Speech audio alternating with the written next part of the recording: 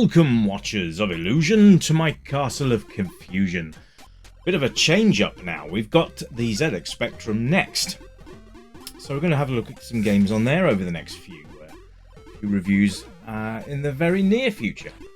This is Bubblegum Brothers, or Bros, or Bros, depending on which way you want to look at it. But yes, a nice little platformer for the ZX Spectrum next. What is the ZX Spectrum next, I hear you cry? Well, it's basically a Spectrum with lots of funky colours. Look at it, it's beautiful. Yeah, so the ZX Spectrum has had a bit of a makeover, shall we say. Now, this was only available on a Kickstarter, and only a limited amount of consoles were made, although the Kickstarters do tend to come back again. So keep your eye out for the next one if you're interested in having a console of your own. Now, this is actually through emulation, so you lucky folks can actually go and try these games out yourselves through ZX Spectrum Next emulation. This is called C-Spect, and I will put a link in the description for you so you can go out and play yourselves. I won't tell you where to get the games from, but they are quite simple to find if you know what you're looking for. Now, this is a platformer in the ilk of Bubble Bobble and Parasol Stars. And Snow Bros, I think, is probably the best sort of mix-up. Having a look through the key maps at the moment, you can see there in the top of the menu. So there, the Spectrum Next basically has a great colour palette, as you can see, more akin to the Nintendo system, sort of colour-wise, on the Amiga, I suppose. But it's very vibrant. This reminds me of Parasol Stars more than Bubble Bobble, but it's kind of like a mix between the two. So the idea is to just annihilate everything on the screen with your bubble blowing ability and collect as much stuff as you can to get your points up, because points mean prizes. Now, there are 8 sections to a level, so this is level 1-1, and I do believe that you have to try and find a warp to get to the next level. There doesn't seem to be any other trigger. Now, it's weird, you can see in the bottom right hand corner there that there is a second player. That's automatic. There's no way you can really start a one-player game. So what you need to do is let him die. Or if you've got a mate over, then you can get them involved and do that. That's up to you. But it's probably easier just to let them get hurt a lot. Now we'll have a look at the UI real quick. It's the top left-hand corner. You can see how many lives you've got or how many hearts you've got left, which are represented by lives. You can see there that I've actually got the warp for the next level there, and they do come through as objects, so you're going to have to keep your eye open for them. The graphics are very, very nice. Very cutesy, nice colours, no clashing, which is even nicer. And we can just go to the next level. Now look, there's the warp, so there you go. They are random when they appear, from what I can tell. There's lots of different things as well about the levels. You can attack the creatures with your bubbles, or there's other things that you can do.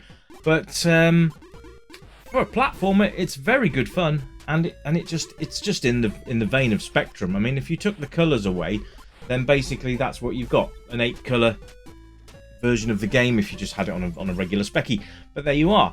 But yeah, this is great. This is great fun, and I just love the graphics. The animations are cutesy enough. Love them a lot, and that's good fun.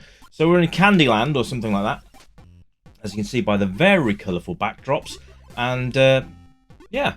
Now the thing about this game is that you will get landed on quite a lot if you're not careful, because these are literally relentless. As soon as you kill one, another one spawns, until you get that warp appear and you go and collect it.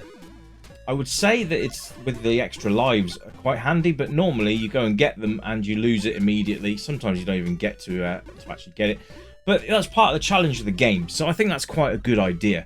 If you like these kind of games, then you're going to relish this, and you're going to love it immensely. I really enjoy it, actually. It's very good. It's good fun, and it's nice to have that sort of retro appeal, because obviously the Next is I mean, the good thing about the ZX Spectrum Next is it does actually run Spectrum games as well. It's just got its own sort of engine for these colour palettes and the more up-to-date games. The AY chip seems to be intact, which is nice, so it still retains that retro sound, which is, again, really, really cool. But there's a few games out for it, and there's more coming out as we go. The actual machine looks very sexy, by the way. But as we're playing on emulator, I'm not going to read hierarchic on the computer itself. let's just see the game and enjoy that for what it is, which is a platform game. It's enjoyment and it's 2-player, so obviously that's going to up its score a little bit. You get lots of different bonus items that you can pick up as well. So you've got clocks which stop the time, you've got bonus points, and of course you've got your warp, and also things that will destroy the enemies like rains of fire and things like that. So there's lots of different things you can pick up, and it will work to your advantage. It is very, very easy to get hit, just so you know. So I will pre-warn you that you'll probably be seeing the start screen quite often. There's no configuration as far as keys go.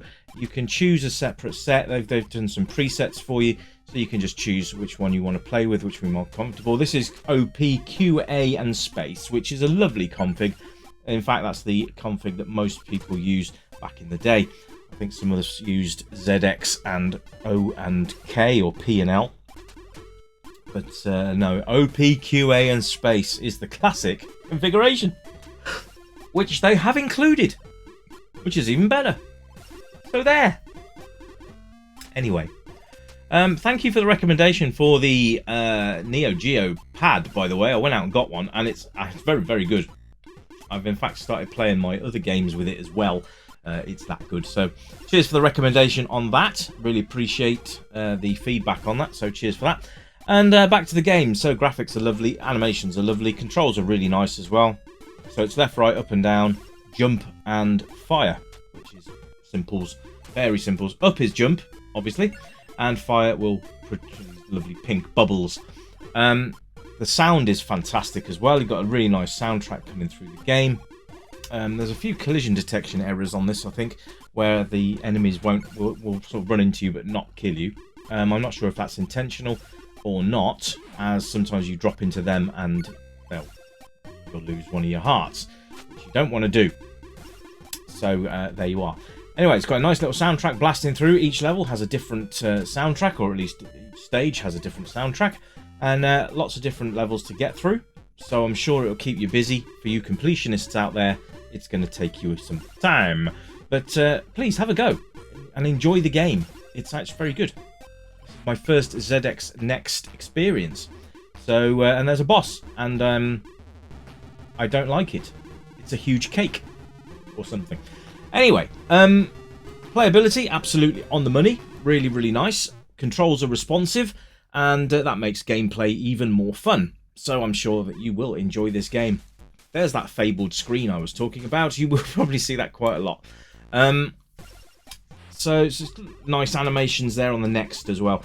So replay value, of course, is high, and as it's got a 2-player option as well. One of you will be on keyboard, the other will be on joystick, and that should work really well. Now, I've not got a facility to test that, but judging as the fact it puts 2 players in already, I think the only thing I would say is probably to get an option so you don't have to have a second player there to just get murdered every time you play.